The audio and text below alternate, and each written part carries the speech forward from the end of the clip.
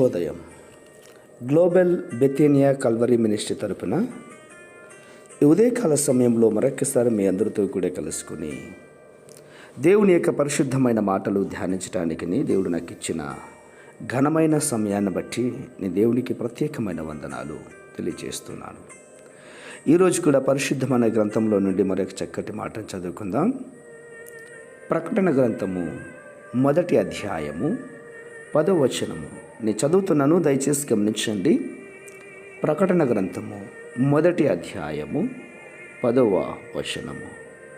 ప్రభు దినమందు ఆత్మవశుడై ఉండగా భూరధ్వని వంటి గొప్ప స్వరము దేవునికి స్తోత్రం కలుగునుగాక. అవును ప్రియులారా, ఇది యోహాను భక్తుడికి దేవుడు చూపించిన అద్భుతమైనటువంటి దర్శనం.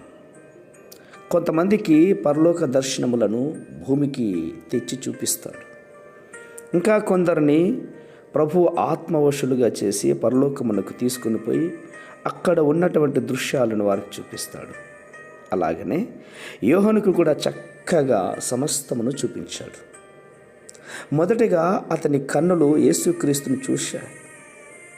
7 నక్షత్రాలను తన కుడి చేత పట్టుకొని 7 సువర్ణ దీపస్తంభముల మధ్య సంచరిస్తూ ఆయన దర్శించాడు.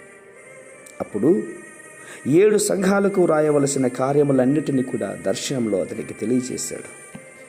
మరలా యోహాను ఆత్మవశుడైనట్టుగా మనం ఇందాక చదువుకున్నాం. అప్పుడు పరలోక సింహాసనములను, 4 జీవులను, 24 పెద్దలను వారు దేవుని ఆరాధిస్తూ ఉంటుండగా గమనించి వ్రాశాడు.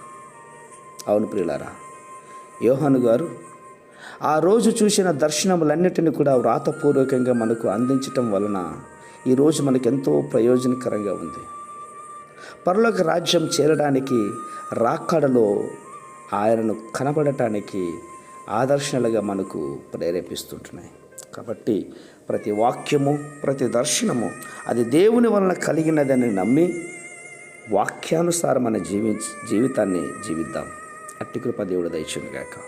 ప్రేమ నమ్మకమైన మా ప్రియ పరలోకపు తండ్రి, మీ దర్శనాల ద్వారా ఎంతోమంది ఉన్నతమైనటువంటి కార్యములు చూడటమే కాకుండా పరలోకము యొక్క రాజ్యాన్ని కూడా ప్రభు ఆ రోజు మీరు భక్తుడైన యోహాను గారికి చూపించారు. అలాంటి దర్శనములు ఈ మాటలు వింటున్న బిడ్డలందరికీ మీరు అనుగ్రహించి మహిమ పొందుకుంటారని విశ్వాసంగా నమ్మొచ్చు. చిన్న ప్రార్థనను మా రక్షకులను యేసయ్య నామమున బట్టి అడిగి వేడుకొని పొందుతున్నాం మా తండ్రి. ఆమేన్, ఆమేన్, ఆమేన్.